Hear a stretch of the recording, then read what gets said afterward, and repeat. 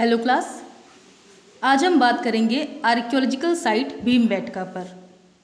लेकिन आगे बढ़ने से पहले सबसे पहले ये जान लेना ज़रूरी है कि पुरातात्विक स्थल भीमबेटका कहाँ स्थित है। भीमबेटका मध्य प्रदेश के रायसेन जिले में है और यह स्थल विशेष रूप से अपने गुफाओं और शिलाश्रयों के लिए जाना जाता है। यहाँ से प्राप्त गुफाओं की संख्या 762 बताई जाती है, जिनमें 400 से भी ज़्यादा चित्रों का अंकन प्राप्त हुआ है।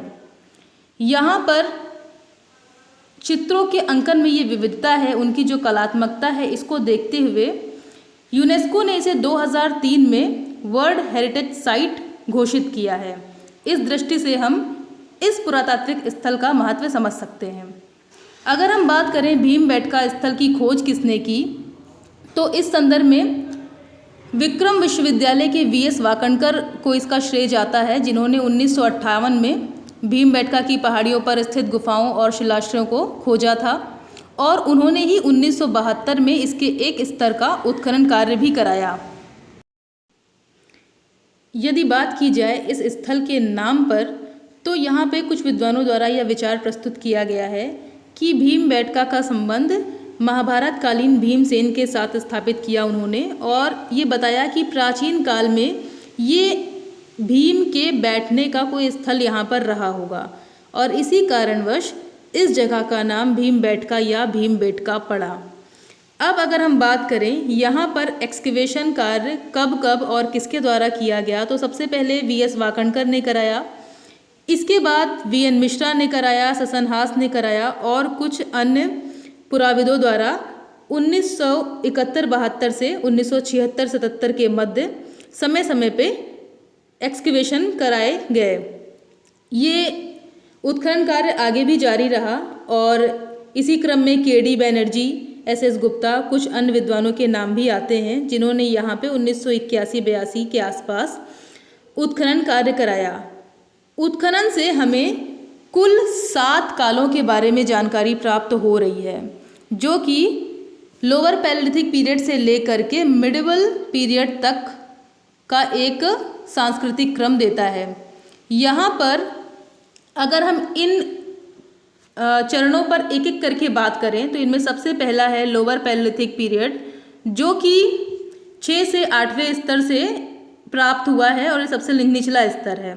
इसके ऊपर का स्तर है मिडिल पैलेलिथिक पीरियड या मध्य पुरापाषाणिक काल, ये स्तर 5वां है और उच्च पुरापाषाणिक स्तर 4था है। इसके ऊपर का जो स्तर है वो मेसोलिथिक पीरियड से संबंधित है और उसके ऊपर ताम्रपाषाणिक या कैल्कोलिथिक पीरियड है और उसी क्रम में ऊपर की ओर बढ़ते हुए मौर्यशुंगी पीरियड और मिडिवल पीरियड तक का एक क्रम हमें भीमबेटका एक्सकेवेशन से देखने को मिल रहा है। यहाँ पर सबसे आवश्यक बात यह है कि विभिन्न चरणों में कराए गए उत्खनन के दौरान विभिन्न स्तरों से हमें जो साक्ष्य मिल रहे हैं, उनमें हमें कौन कौन सी वस्तुएं प्राप्त होती हैं और उनके आधार पे किस तरह का हम विचार भीमबेटका से संबंधित प्रस्तुत कर सकते हैं। तो यहाँ पर हम एक एक करके बात करेंगे। सबसे पहला है लोअर पैलेलिथिक पीरियड या निम्न पुरापाषाण काल। ये सबसे निचला स्तर है।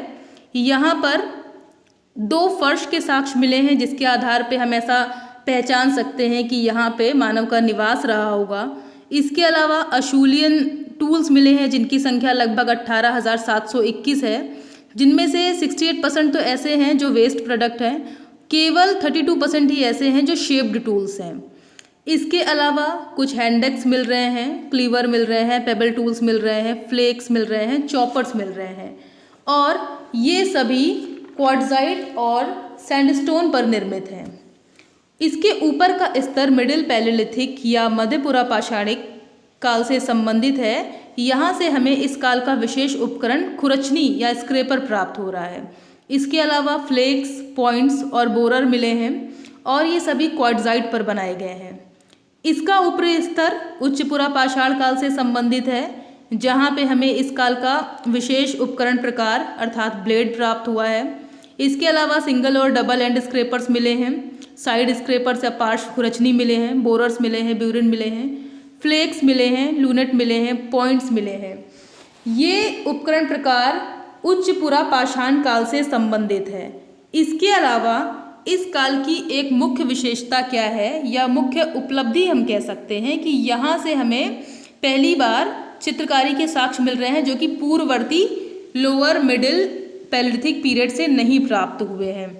इसी तरह से और ऊपर की ओर बढ़ने पे मेसोलिथिक पीरियड से संबंधित स्तर आता है जहाँ पे ब्लंटेड बैक ब्लेड्स मिल रहे हैं, लूनेट्स मिल रहे हैं, ब्यूरिन मिल रहे हैं, साइड और एंड स्क्रेपर्स मिल रहे हैं, ट्राइंगल ट्रपेज मिल रहे हैं और सिलबट्टा या कॉर्न म्यूलर्स के साक्ष्य मिल रहे हैं। यहाँ से हमें अंत्येष्टि से संबंधित भी साक्ष्य मिल जाता है। भीमबेटका के ऑडिटोरियम गुफा से मध्य पाषाण कालिक शवाधान के 2 ऐसे उदाहरण मिले हैं जिनमें एक तो एक बच्चे का है और दूसरा एक वयस्क का है। बच्चे के गले में एक माला भी थी और उसको दफनाते समय मांस अर्पित किया गया था। तो इस दृष्टि से अगर हम देखें तो तत्कालीन समाज में अंत्येष्टि से संबंधित जो क्रियाकलाप थे उसका एक अंदाज़ा लगाया जा सकता है। लाल मृदभांड यहाँ से प्राप्त मिल रहे हैं और हेमेटाइट पीसेस भी मिले हैं। इसके ऊपरी स्तर चैल्कोलिथिक पीरियड या फिर ताम्रपाषाणिक काल से संबंधित है जहाँ से माइक्रोलिथ्स की प्राप्ति हुई जिसे लघु ऊष्मक या लघु पाषाण उपकरण भी कहा जाता है। पेंटेड पॉटरी मिल रही है। पेंटेड पॉटरी जो कि इसकी एक विशेषता है और इस आधार पर कुछ लोगों ने ऐसा भी अपना विचार प्रस्तुत किया है कि संभवतः इनका संबंध मालवा संस्कृति से था।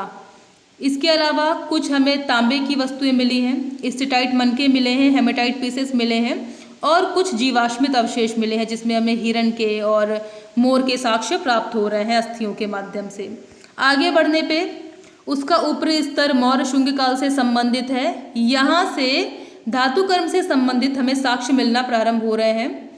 इनमें अगर हम देखें तो 2 लोहे के बने वाड़ाग्र प्राप्त हुए हैं, कुछ कीलें मिली हैं और यहाँ पे कुछ ऐसे क्रूसिबल्स भी मिले हैं जिसके आधार पे बता सकते हैं कि धातु को पिघला करके उसके बाद उसका औजार बनाया जाता रहा होगा।